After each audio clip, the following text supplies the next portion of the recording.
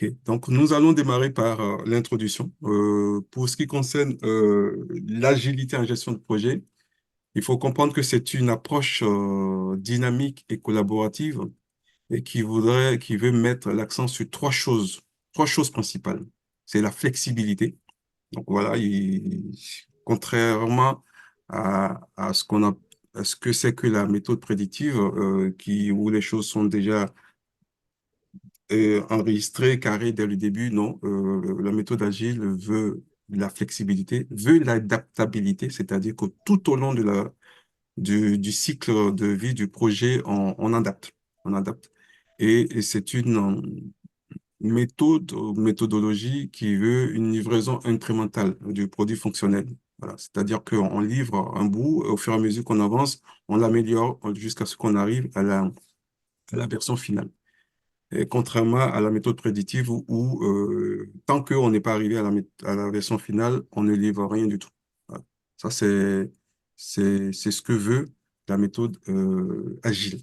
Alors, cette méthode vise à répondre à trois choses essentielles. La première, c'est le besoin de changement des clients. Voilà. Parfois, vous commencez un projet, et le client change d'avis, le client veut autre chose ou veut rajouter des fonctionnalités. Par la méthode prédictive, vous pouvez pas.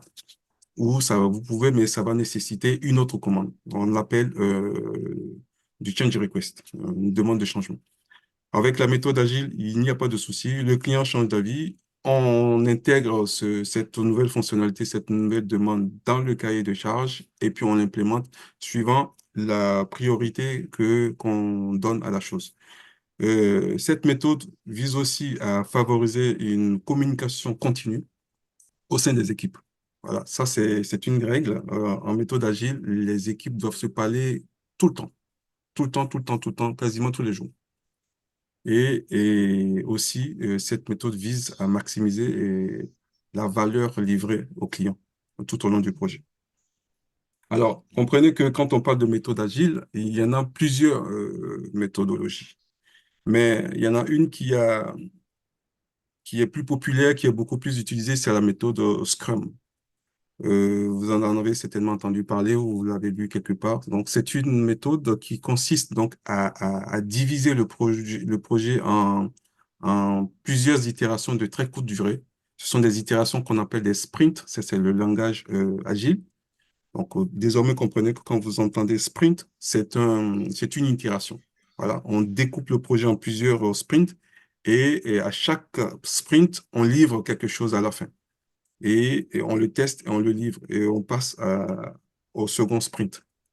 Voilà. Et les rôles clés dans cette méthodologie Scrum, il y en a deux. C'est le Scrum Master, celui qui est considéré comme le facilitateur de la méthode, qui est à l'écoute de l'équipe, qui fait le lien entre les besoins et ce qui est en train d'être fait.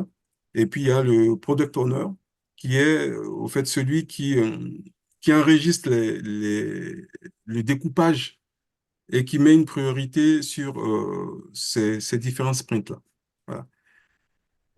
Je ne vais pas aller plus loin que ça pour l'instant sur la méthode Scrum. C'est quelque chose qui peut faire l'objet d'une formation complète, mais il est important que vous sachiez ce que c'est. Après ça, il y a deux autres méthodologies agiles, et donc la méthode Kanban qui s'occupe essentiellement des flux du travail à faire, de sorte à pouvoir adapter de façon continue le, la charge des ressources.